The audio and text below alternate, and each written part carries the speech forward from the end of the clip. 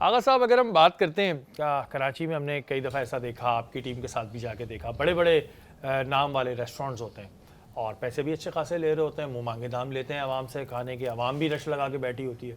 لیکن جب سر آپ کی ٹیم کے ساتھ اندر کچن دیکھتے ہیں تو دل خراب ہو جاتا ہے کہ ہم اس کے اتنے پیسے دے رہے ہیں. آغا صاحب جب اتنے پیسے ریسٹورنٹ کے مالکان لیتے ہیں، ساری چیزیں ان کو ظاہر پروفٹ بھی ہو رہا ہے، تو پھر یہ کچن میں صفائی کا خیال کیوں نہیں رکھتے؟ اور پھر ایک بڑی عام سی بات کہتے نظر آتے ہیں کہ جی گھر میں بھی جب کچن ہوتے ہیں تو وہ گندے ہوتے ہیں، تو ہم تو گھر میں آ کے چیک کرنے لگتے ہیں، ہمارا تو اتنا گندا نہیں ہے بھائی. تو یہ کیوں کہتے ہیں یہ لوگ؟ دیکھیں یہ جو بنیادی میں نے آپ کو کہا نا کہ اویئرنیس کی کمی بھی ہے، کہ انٹینشنلی بھی ہے اور ان انٹینشنلی بھی ہے، کہ کچن جو کڈنی ہے آپ کی، جس طرح باڈی میں کڈنی ہے، اس طرح کچن جو ہے وہ آپ کے پورے سسٹم کا ایک کڈنی ہے، گھر کا کڈنی ہے، آپ کے ریسٹورنٹس کی کڈنی ہے. تو اس کے صاف ہونا، اس کا پاک ہونا اور چیزوں کا مطلب رمضان کے حوالے سے میں یہ کہوں گا کہ طہارت کا تھوڑا سا بھی خیال کیا جائے نا تو ہمارے سارے مسئلے حل ہو سکتے ہیں. کہ آپ جو بنیادی طہارت سب چیزیں آپ کو اسلام میں بتائی گئی ہیں.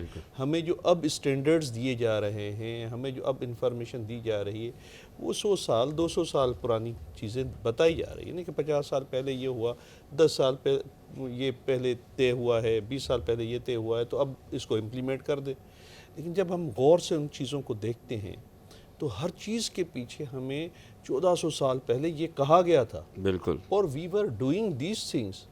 ہماری تو آبا و اجداد جو تھے وہ سب چیزوں کا خیال رکھتے تھے نا، کہ اگر ہمارے کچن میں کب ہماری دادی یا پردادی یا ہماری نانی بغیر وضو کے جاتی تھی، بغیر دوپٹے کے کون جاتا تھا کچن میں؟ اور وہاں تو جی بال بھی کھلے ہوتے ہیں، ناخون بھی بڑے ہوتے ہیں، اور پھر کچن میں ہی واش روم بھی ہوتا ہے. تو کتنا خیال کیا جاتا تھا کہ جب آپ کچن میں انٹر ہو رہے ہوں تو وہ تو چیزیں ہمارے دیکھیں، ہماری ٹریڈیشن ہے، ہمارا کلچر ہے، اور ہمارا ریلیجیسلی یہ چیزیں ہمارے پاس تھیں، چلی آ رہی تھیں. یہاں تھوڑا سا اب جو سسٹم جو دیکھیں چیزیں چینج ہو رہی ہیں نا، کہ دنیا جو ہے وہ ڈفرینٹ چیزوں کی طرف جا رہی ہے، تو ہم نے اپنے جو اطوار ہیں ان کو پھر دوبارہ بحال بھی کرنا ہے. آغا صاحب پہ سدھار کیسے رہے ہیں آپ نے ویسے کافیوں کو تو سدھارا ہے، ہم نے بھی دیکھا ہے، اب کیسے سدھار کیسے رہے ہیں؟ آپ کو ان انٹینشنلی تو آپ نے جیسے کہا کہ ہم نے جو ان کی ٹریننگ کر رہے ہیں، تو جو انٹینشنلی کر رہے ہیں سدھر نہیں رہا، کہہ رہے کوئی بات نہیں، تو اب ان کی ٹرمنگ کر رہے ہیں. ہم ٹرمنگ ہو رہی ہے. ہاں یہ اچھا ہے، ٹرمنگ ضروری ہے. تو یہ ٹرمنگ بہت ضروری ہے.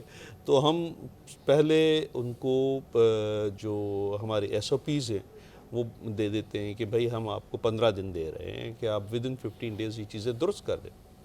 نہیں سمجھتے تو پھر ہم ان پر پینلٹی لگاتے.